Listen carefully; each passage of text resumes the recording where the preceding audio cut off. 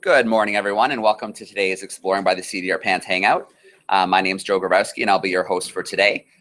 For those who don't know what we're all about here, we bring science, adventure, and conservation to classrooms all across North America and hopefully beyond.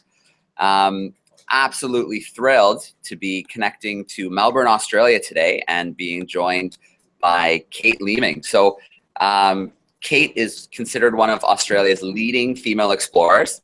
Her last two major expeditions were 25,000 kilometers cycling through Australia and 22,000 kilometers across Africa, so Senegal to Somalia. At the moment, she's currently preparing for her next expedition. This is going to be called Breaking the Cycle South Pole.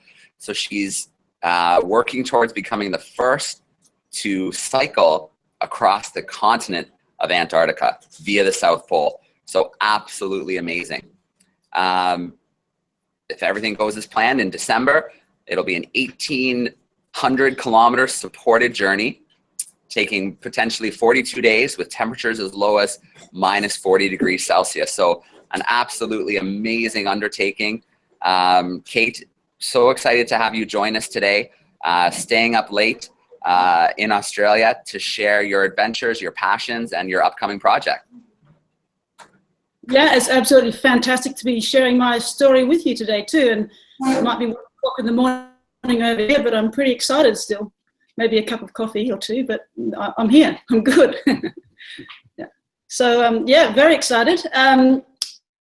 Yeah. So what I thought I'd do today was just sort of share my story in general a little bit. So go right back to the start and go from there and talk mostly about Africa and my journey through there, which is the most recent big journey that I've done. And then going across, my plans for going across Antarctica, which is, it's going to be a big challenge because I'm not quite used to that cold. So there's a lot of preparation to do. But maybe what I should do, Joe, should I just go on and get this presentation that I've prepared up and running, and let's go from there, shall we? Yeah, absolutely. So let's go screen share, and that should just about. So now what I need to do is go to minimize this. Are you seeing something? I hope so. There we go. I see Breaking the Cycle. Yeah. There we go. Good. Right. So I guess just about everyone there has, cycled somewhere and can relate to riding a bike, whether you ride to school or whether it's just for fun. But I used to ride a bike. So how did I go from that to now, where the sum total of all the distances that I've traveled on my major expeditions has been like twice around the world at the equator? That's the equivalent of. So you might be thinking I'm pretty mad looking at this picture right now, and probably I was thinking the same thing at the time.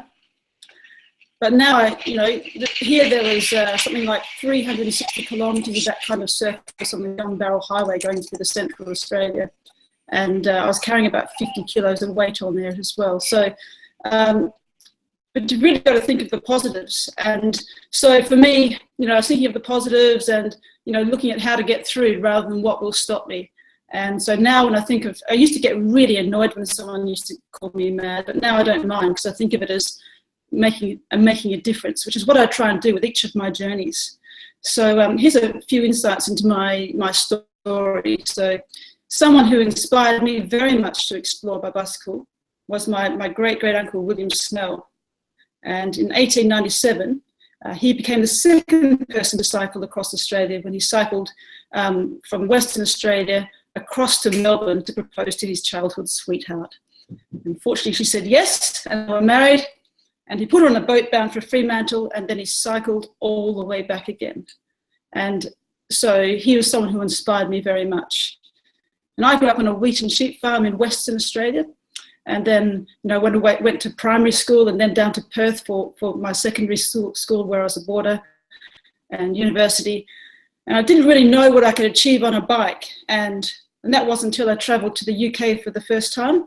I was playing field hockey, and after that I did a little trip in Ireland, and then little trips led to much bigger trips. And over the space of the next couple of years, I did about 15,000 kilometers through Europe.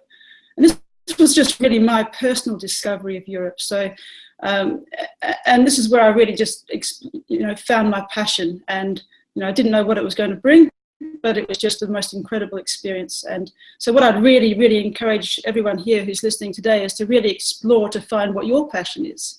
And so it's actually on this trip that I got this idea about cycling across Russia.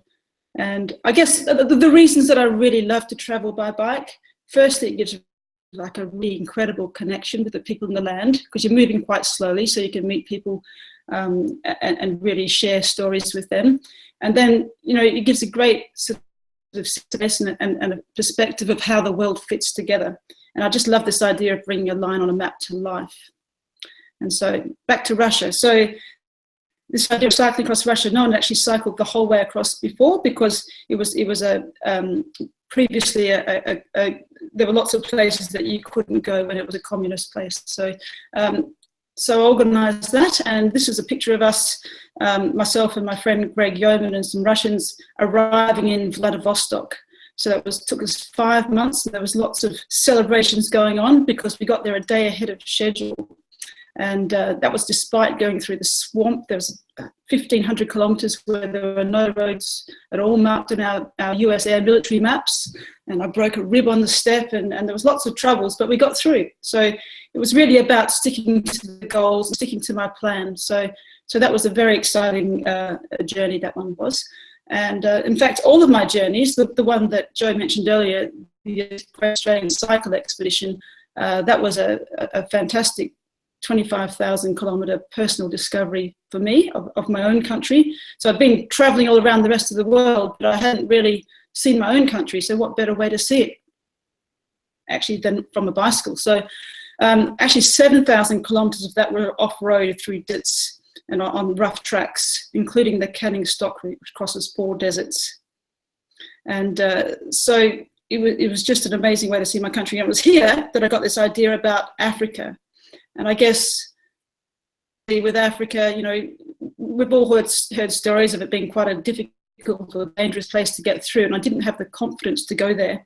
But having done all these other things, now my confidence was built up, and I had a lot of interest in Africa as a child. Looking at National Geographic stories, and I was always intrigued with the diversity as well.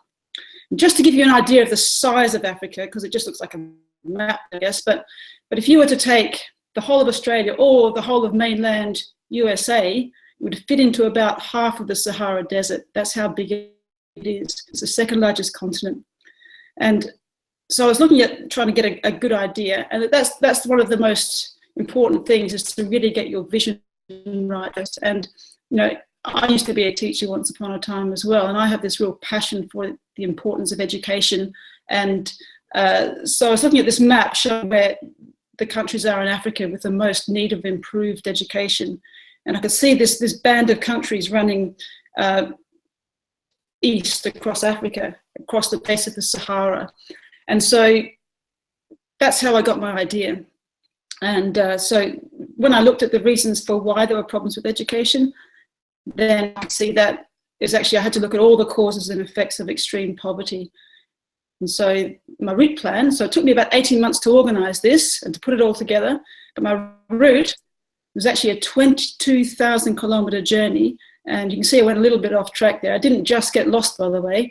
I was exploring all the different issues relating to poverty. And poverty is really about when people don't have the same kind of opportunities that you or I might have.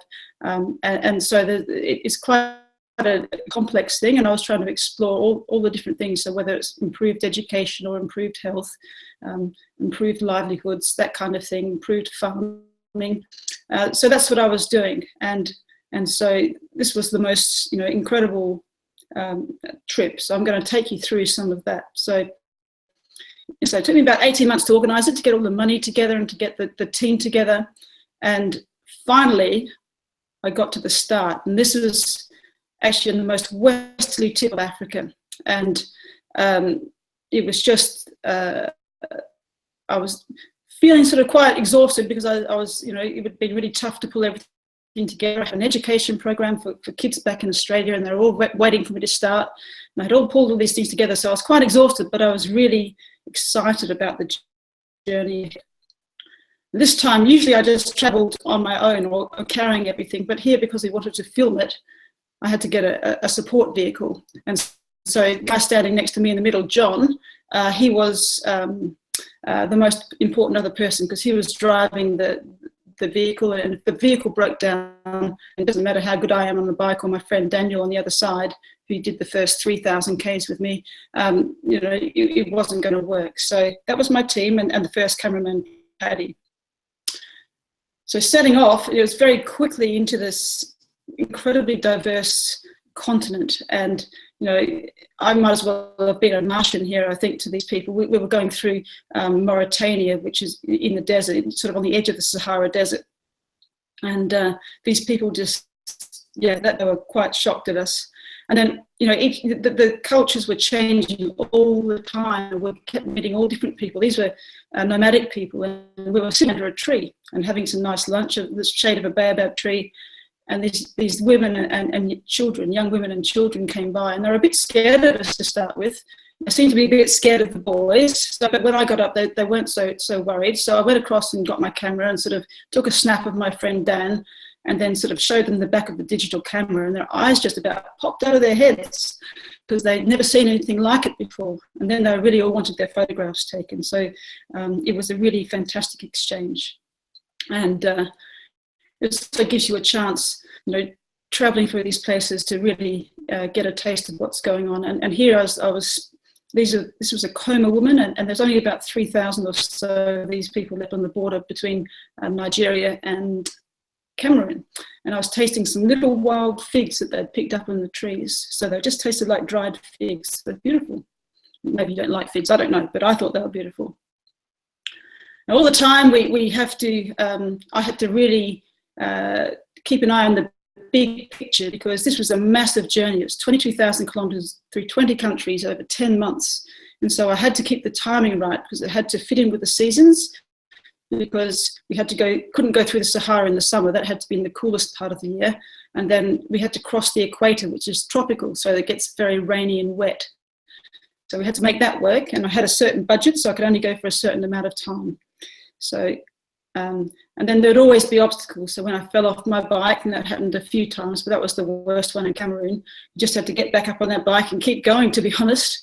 And then the same with the mud. In the tropics, it was just, there was quite a few days where we were really struggling with that mud. So, you know, and I guess with all of this, you know, we all have challenges sometimes, and certainly I had plenty of challenges. And so you've got to be really, really sure of the mission of what you're doing, and really believe in the project. And so when you get challenged, it's really about, you know, picking up those goals, working out, you know, imagining cycling across Somalia at the finish and how amazing that will be, and then working back. And it's just such a great privilege to be in these places. So I used to work through that. And then when times are getting really, really, really tough, I mean, this is about as tough as it gets. And, you know, it's what I find helps the most is to really look at the beauty in your surroundings, because it looks like a really terrible place, or it could look really beautiful. So if you choose to look at it as being really beautiful, you'll probably get through.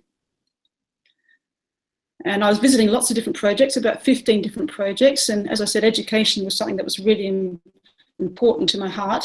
So yeah, so this was kind of, this was in Burkina Faso, one of the countries with one of the worst rates of literacy. And it was particularly really important because a lot of the girls there miss out. And it's really important to be able to educate both girls and boys to educate tomorrow's leaders. So so they were working really hard there to improve education levels. And it really was, this project was making a difference.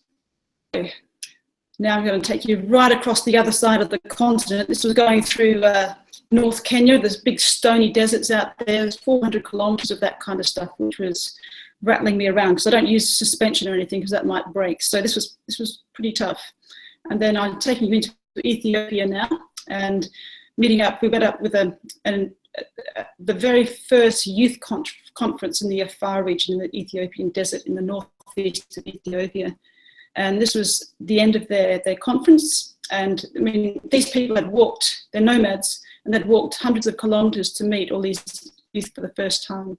And so the boys had certainly some traditional dances, and the girls were just fantastic. And they were just ad-libbing, this was a more modern version. And that was quite incredible. And then moving across into Somaliland, like often people who are disabled don't have many chances at education as well. And here we had these girls had equal opportunities with the boys, but you'd never guess actually what that's Somali sign language there for Australia, because they're making signs like a kangaroo, and I thought they were having a joke at me to start with, but actually no, that is really sign language for Australia.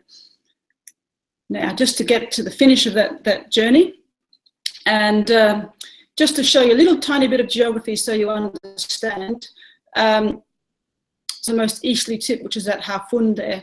And so we have to go through Somalia, and Somalia's sort of had a few problems over the last 30 years with war.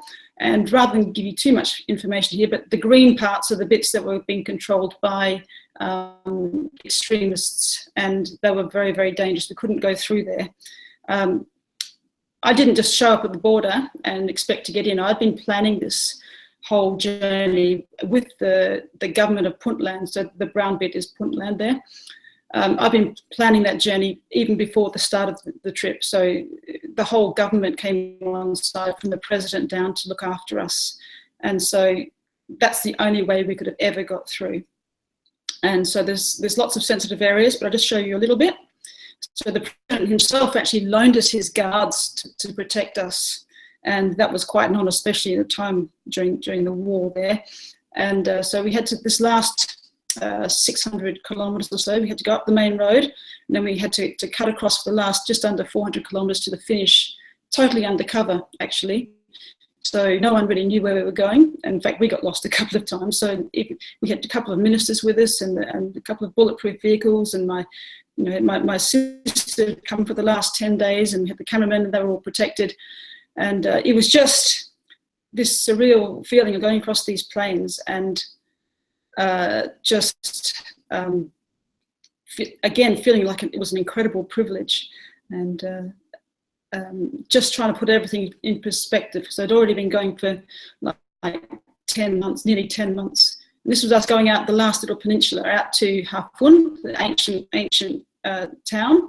And it was all very, very sandy. And then what we had to do from there was go up onto that plateau there, which was about 250 meters high, and across the big plains. And it was so desolate. There was it was so windy and so desolate that the trees just grew flat across the ground. But here I was getting really, really excited. And finally, we made it to the ancient lighthouse, the Italian lighthouse there, and that was derelict, of course. And that was it. So it was a big team effort to get to the finish. And so with the Somalis, with myself, my sister, it was an amazing feeling and an incredible partnership we had there. And so you can imagine, we got there 4 days ahead of schedule, 10 months, and basically all of the missions were achieved. So it kind of worked. But that wasn't the end of my journey, because now it was really, really important to share that story. So what I've got now is a little video for you. It's going to take about 4 minutes. And this is like a little summary of what I've just showed you about the African trip. So you can enjoy that. And then I'll talk a little bit more about Antarctica and plans for that.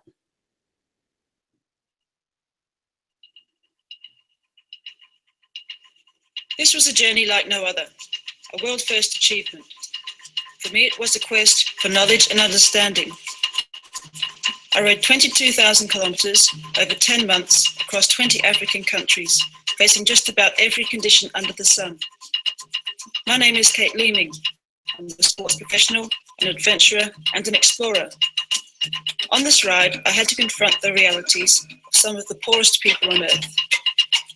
I'd like to take you on that journey to witness these challenges, but also be uplifted by the spirit and the astonishing natural beauty which is Africa. Well, I guess I love to travel and see parts of the world by cycling, and there's no better way of seeing a country and get just an incredible connection with the people in the land.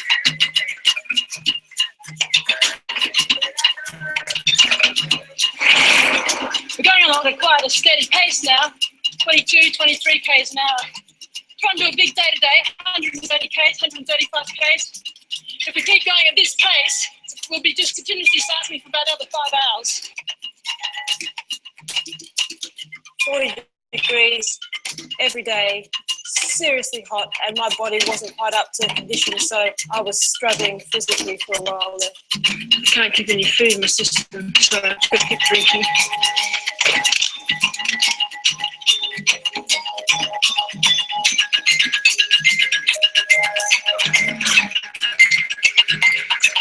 So much for shortcuts. Bloody hell.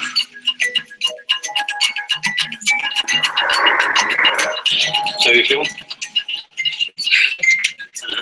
Here's my energy. Oh, that fall off. I'll show you the injuries. They're pretty ugly at the moment. Yeah. This fellow here has just been sharing the shade with us, and while he's been sitting here, he's made this rope, and it's simply just made out of palm fronds from the local trees here. I'm also very passionate about education and the importance of education in this world. We'll be able to teach family planning, we'll be able to teach all sorts of things, which will work towards safe motherhood. Maybe with time, things can change. So the rebels attacked them, they took their cattle away, they took all their property, they killed their husbands and their children.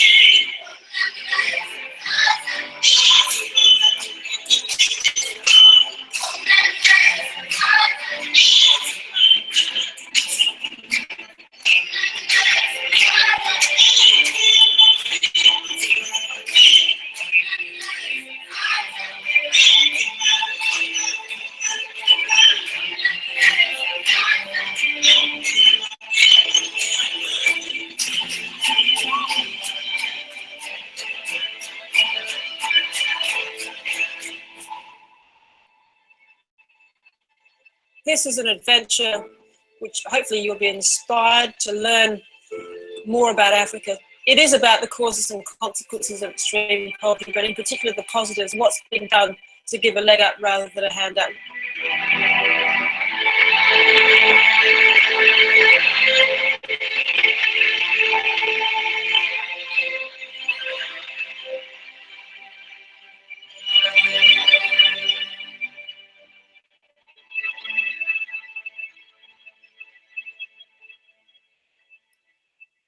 Right, so that was Africa, and then I came back from there, and each time you finish an expedition, you really grow from them and you learn quite a lot. And so I wanted to take all of that experience, but then challenge myself in a different way. I'd always been really excited by Antarctica, but never previously had it been possible to cycle across it. And so I started looking into this idea, and started to develop this idea for a bike with, you've heard of fat bikes probably, with the big fat tires that are around these days. And then I hooked up with an American fellow called Steve Christini, who's based in Philadelphia, and he'd made all-wheel drive or two-wheel drive bicycles. And so he's made me a new bicycle, and this was the bike being made. And that was the first version of it. And I basically had this idea that if I was going to cycle across Antarctica, then I needed to be prepared and get lots of experience first. And coming from Australia, I'm not very good at the extreme cold. So myself and I got some good people around me, three other people, and we went up to Spitsbergen, which is, oops, I'm just going to turn that down a little bit. just turn it. So I'm going to talk over the top of this just to save a little bit of time as well.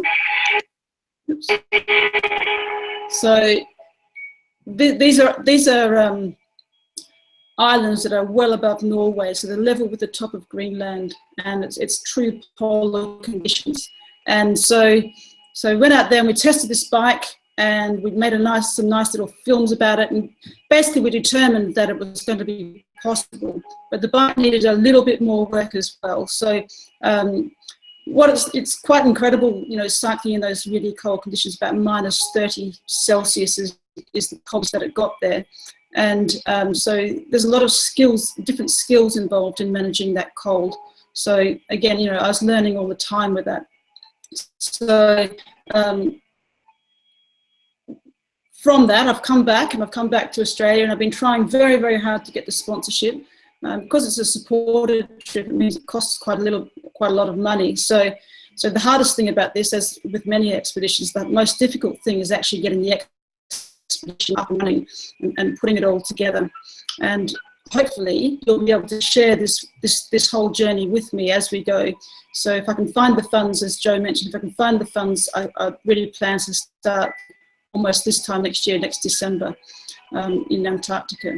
And so that was my first trip, and from there we moved on. And then this year I did a second trip. So Steve Christini made me a second bike, because the first one needed a few improvements, and the second one had 5-inch wide tyres, so more fatter tyres, and still it was 2-wheel drive. And I went up to Greenland, northeast Greenland. So it's the first time anyone's ever cycled in northeast Greenland. It's the most beautiful, beautiful landscape. A few dangers though, both in Spitsbergen and in Greenland. So I'm actually cycling beside some polar bear tracks there, some mother and cub. So we always had to take those precautions to make sure we're safe, but there were no issues there. And Claudio, the filmmaker that came with me before and will come with me to Antarctica, came up and again made some films, which you can see if you go to my website. You can see quite a few little films. Unfortunately, it was unseasonably warm, so it never got down to quite cold enough. So a lot of the snow was melted most of the time. So anyway, so that was that. That was very successful. A good training trip, a good learning experience. This year we'll be planning to maybe do another trip, this time in Yukon and Alaska, so a little bit closer to home for you. And again, I'll probably be able to verify that in the next few weeks. So just to finish off, this is Antarctica. We're planning to go from Leverett Glacier to Hercules Inlet via the South Pole. That's where we're planning to go. And I always like to finish my presentations off with this. Doesn't matter who it is, but I always like to say that if you are dedicated, realistic, and enthusiastic towards your goals, show a positive attitude, then you will achieve your mission. So if you can take that away with you and just think, I just started off, you know, with this idea. I really enjoyed riding a bike, and that became my passion. And then I learned from doing the first trip in Europe, and then I worked out that there was a lot more value to riding a bike, to these expeditions than just riding a bike. And Russia was also about aiding children affected by the Chernobyl disaster. And then I moved on, and each one's become a sort of a step up. So that's how my story is so far. Yeah, so maybe it's time to answer some questions, I would say. Let me just get back. Kate, thank you so much for sharing some of your adventures with us. Thank you. It's a pleasure. It's I'm just getting this. Let's get rid of that now, and get this back again. Hangouts. Here we are. Right. Good. We're back. Okay. So we'll just wait a second. I think there's just a little delay on Can I have your attention, please? on your end. Oh, Is there? we go. Yeah. Can I have your attention, please? As of right now, it is not ready. What's happening there? Just have an announcement going at the school on my end. It's an outdoor recess because it's not raining. So that's Not good. raining. Yeah, the That's rain has good. stopped. And Kate, you just have to hit the green share screen button one more time. Oh, sorry, you're right. Yeah, That's okay. good. All I'll right, get good. better. You're back. Well, like I Yeah, said, yeah. that was so cool to see some of your adventures, to see your time going across Africa, as well as some of your preparations for the upcoming journey, the Breaking the Cycle. That's absolutely a tremendous undertaking, and I'm sure that we have lots of questions from our classrooms joining in. So I'm going to jump right now to Mrs. Chiara's class in Freehold, New Jersey. And they're a kindergarten class joining us today. So your microphone's on and feel free to ask a question or two. What things do you bring with you? What things do I bring with me? That's a good question. So when I'm going to Antarctica, I need to take lots of really warm clothes. Okay, so, and then we need to be planning all the food as well and how to cook it and all the fuel and things to cook it, and special tents to make sure that we stay nice and warm. And then obviously with the bike, and we need to take the bike, plus we need to take lots of spares. So I'll probably actually take 2 bikes in case one breaks. So you really have to be very prepared for this kind of thing. Yeah, that's a good question. You. Okay, so that one. Thank you. Hello. So where do you sleep when you're traveling? Where do I sleep? Well, it depends which journey you're talking about, but if it's, say, Africa, we carried tents so we could sleep anywhere, and we had to be quite careful where we camped. So we didn't camp in the middle of a town or anything. We had to camp out in the country. And then sometimes, occasionally, we stayed in people's places or occasionally hotels, but not very often in hotels. Sometimes in the cities we did. And then if it's Australia and it's in the desert, then again, always carrying my tents. And in Antarctica, it will always be a tent down there. Okay. So, and then we have to have sleeping bags. Oops. What's happened there? All right, great questions from our kindergarten class. Thanks so much, gang in New Jersey. Let's jump to, we have a group joining us in Aurelia, Ontario, with Mr. Bernie, and they're grade 6s. Your microphone's on.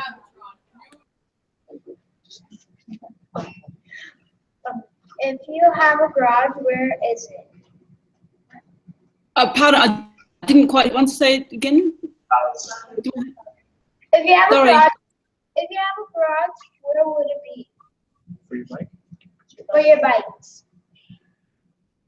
If I had a what, sorry? Did you hear, Joe? If you had a garage, where would it be? And if you took a bike, how high tech would it be? I'm not getting that because I'm sorry, but you're cutting out a little bit. The question is, where do you keep your bicycles that you use for exploring? Oh, a garage. I got it now. Do you know what? I've got 1, 2, 3, 4, 5. I've got one in the garage, but the garage isn't very good. I've got 4 bicycles in my house. I've got one in the kitchen. That's the special one, and I've got another one right next to me here, which is the one I haven't mentioned yet because it's a new one that I've also been cycling in India lately. So I've got one there, and I've got a road bike, and I've got the 2 fat bikes. So my house is crowded with bikes. And go on. So your question? What are you going to eat, and how will you prepare food in such extreme temperatures? Yeah, that's a good question, because the food is a big question, because obviously you need a lot of energy. So I'd be using about 6,000 to 8,000 calories a day. That's a lot of food. And so we have to foods that are very high in calories, such as butter and that kind of thing, with high in fat. And then luckily, because it's a supported expedition, it means I don't have to carry it all myself. It can be carried in the vehicle as well. So basically what happens is in the morning I'll have kind of lots and lots of porridge and cereal and that kind of thing. And you can get these packets which are freeze dried and they're specially made. So it's very easy to cook those. You just have to add the water. So basically we have some breakfast and lunch on the go with some hot water tipped into some of those bags and dinner, but also during the day we just be eating all the time. So I have little containers on the bike, and then we have nuts and fruit and dried sausages and things like that. All of that sort of stuff goes on the bike, and I'm eating all the time, and lots of protein as well. So because I need protein to recover. So we have to work out how much food we need, and then take all of it and pack it up into a small space, essentially. So that's one of the things we have to make sure we get right with all the practice. Yeah. So we're still developing that, and also vitamins and supplements to keep healthy, but basically a lot of food. All right, great questions from really Ontario. I'm going to jump over to Mrs. Fletcher's 3-4 class in Mount Airy, North Carolina. If you don't mind turning your mic on for me, you can fire away a couple questions. Did you miss your family, or was it hard to move away from your family? Yeah, that's a very good question. You're all coming up with good questions today. So I guess for me, I love my family very, very much. And but I've also learned, because I went away to boarding school. So when I was 12 years old, I got used to sort of living away from home. And so ever since then, I come home and I love my mum and dad, and I spend a lot, time with them still now. But when I'm on expedition, then I keep in touch, but I'm kind of used to not having them around. So in Africa, I had my birthday and I was in Zambia, and it was still amazing because I have 2 brothers and 2 sisters, and they all phoned me on my birthday because they were all thinking of me. It's pretty neat. So yeah, I miss my family, but I'm kind of used to being without them. Yeah, that's all I can say. All right, and this is Maggie. Whenever you started writing, did you ever want to turn back and go home? No, because I'm very, very. I spend a lot of time thinking about what I'm doing and why I'm doing it. So if I really believe in the mission. So in Africa, it was exploring the causes and effects of extreme poverty, for example. And I had all these schools following what I was doing, and lots of supporters and sponsors and so on. And I sort of made that commitment. So once I'd done that, even when it was very tough, like the pictures I showed you when I was up, and on the sand dunes and things, and it was really tough. But it, I was even crying a couple of times, but I never wanted to stop because I was really determined to make to the finish. And I think what you have to do is, in that situation, say, can you keep turning the pedals? Can you keep going, even if it's slowly? And usually the answer is yes. You just got to be able to focus on something else. Maybe focus on. Sometimes I just focus on things that are very close to me. I could be following the white line on the road, or I could be looking at bushes or whatever. There's lots of different things. I have lots of different techniques. Sometimes I have some food in my bag, and I have every 5 kilometers I have another biscuit or another sweet or something like that, just to keep going and break the day up. So just you keep going, you'll actually get there, and so you get through those tough times. So yeah, it's you always challenge though. There's never an expedition where you're not going to have a difficult time at some stage. But in your life, you might not be an expedition, but everyone has tough times sometimes. So if you can really on the big picture and what you're doing and why you're doing it, then you'll probably then be able to switch back and say, this short time, it'll be past soon, and you'll get through it. So that'd be my advice. Thank you. All right, great questions from North Carolina.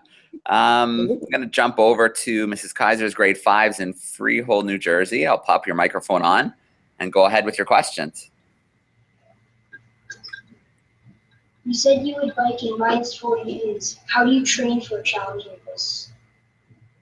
In -40, exactly. So that's very difficult in Australia to do that. So that's why I had to go to Svalbard, or the island of Spitsbergen in Svalbard, which is, if you look at a map of Europe and you see Norway at the north, and then you go well north of that, there's some islands there. So that's 80 degrees north. So 80 degrees north. So the North Pole is 80 degrees. So that's just a little bit below the North Pole. And so I was training up there, and that was the first time I'd ever been to like -30. And Greenland, again, it was still cold. But especially if I go to Alaska and Yukon, it's going to be very cold there. So I think I'll get my practice there. So, and it's going to be tough if I do that, because I'm coming from summer in Australia where it's like plus 100 degrees. So plus 100 degrees Fahrenheit, so plus 37, 38 often here. And I'll go there and it'll be minus that amount. So that's hard on the body. So I have to be careful. Yeah. And get lots of advice from people. Go ahead now. If you could choose anywhere in the world to go biking, where would it be, and why would you choose that place? Whoa. You know, each time I do an expedition, that's the place I want to go, because I've thought about it. I thought, okay, I've been through Europe, and I've been through Australia, and I've been across Africa, and I've done other little trips too. And like I've just been to India in the Himalayas. I've cycled up there. Next year I'm going to Morocco. But this challenge, I love this extra challenge with Antarctica, because it's not usual, obviously, to cycle there, and it's such a challenge to get the technology right and to test. It's like an incredible adventure as well. If I haven't been to South America yet, I'm going to Alaska probably, and to North America, to Canada. Greenland was special. So I don't know, I love lots of places in the world. There's lots of good things. And there's many, it's hard to give you an answer exactly, because there are lots of great places. Where would you like to go? Disney. Yeah, Disney. That's got you, didn't it? I would like to go to like Florida. To where? Florida, the islands in Florida. Fantastic. That's good. It's good. It's good to explore lots of different places, I think. Thank you. Pleasure. All right, and Kate, I like that answer, because there's so many places to explore that a good answer is a lot of them, all of them. I like that answer. Well, the Galapagos would be good too, Joe. Where you've been? I just did get back from there. That was, whoa, that was a trip of a lifetime for sure. Sure. Let's see. Our final class is Mrs. Tate's. They're grade 4s in Masstown, Nova Scotia. And I'll just need you to turn your mic on for me, because it's just off of my screen. Oh, I think we're good there. Perfect. Can you hear me? Yep. Yeah. All right.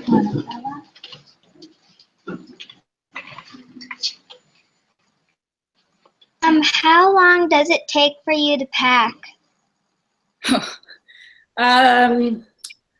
It's usually crazy. If I give you an example with Africa, I mean, you think about all the equipment you need for months, and sort of slowly you accumulate it all, and my house gets really messy, because I accumulate all the clothing and all the different bits of equipment and the bikes and things, and suddenly they all come together. I don't think I got any sleep the night before I had to go to Australia. I had to go to Europe, to the UK first, and it was pretty crazy. So it always gets a little bit out of hand. I don't know how long it was. It just depends. Antarctica, again, I'll be thinking about it for months, and I'll be gradually making lists and ticking things off. And it's not like just going overseas for packing a suitcase. There's a few hundred kilograms of gear. So not only do you have to pack, you have to work out how to transport it as well. It's pretty complex, and especially the bikes. So you have to have special cases, and the polar bikes are so big it's like 2 bikes. You have to have a special bag for the wheels. A big bag for the wheels, a big bag and you've got to pack the frame really carefully, because the bikes are very strong, but when they're broken down into pieces, they're not so strong. So you've got to wrap it all up with foam and make sure things aren't moving. So I don't know how long it takes to pack, to be honest, but whatever time I've got, I have to make it fit into that time usually. So yeah, but it's quite an art and a science at the same time. Dominic? If you could go anywhere. Oh, sorry, could you just ask again, because as you spoke, it cut out a little bit. If you could go anywhere in the world, would it be Hawaii or California? Well, I've never been to Hawaii, but I've been to California quite a bit, because I have a sister and her family, and they live in Sacramento. And I've been a lot through California. So I guess I'd love to go to Hawaii, because I haven't been there before. How's that? Thank you. All right, perfect. So I'm so excited that we had this hangout today, because Kate really is embarking on just a phenomenal adventure. And through Exploring by the Seat of Your Pants, we're going to have the opportunity to connect with Kate a few times, maybe some members from her team, as things build up towards the big cycle across Antarctica. So this is just the first little intro to what I hope will be an awesome series of hangouts as the expedition comes together. If you would like to find out more of some of Kate's previous expeditions, kateleeming.com has videos and pictures from some of those spots. And then is there anywhere on social media they can follow Kate? Really, you can just follow me, so on Facebook or whatever. But actually, just go to my website, and actually, we're just about to put up a crowdfunding. Steve Christini, the maker of my bike, is just doing a crowdfunding campaign that starts probably on Monday, and there's going to be lots of videos and things, and lots of media coming around it with that going on as well. So we're just trying to raise some funds from people, not just my usual people, but people outside of Australia. So yeah, so really the website's the best way to, you can look at, there's lots of cool videos. There's blogs as well, so if you want to read more about my Greenland trip, I've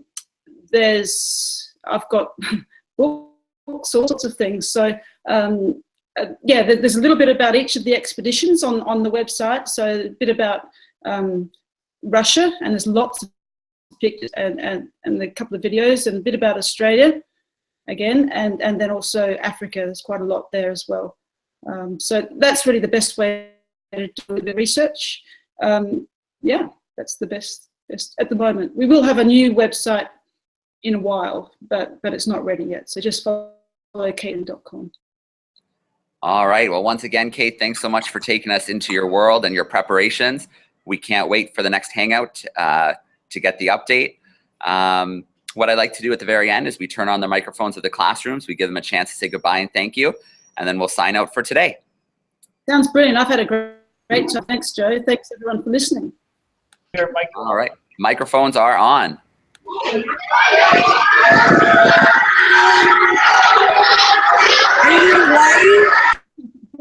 All right.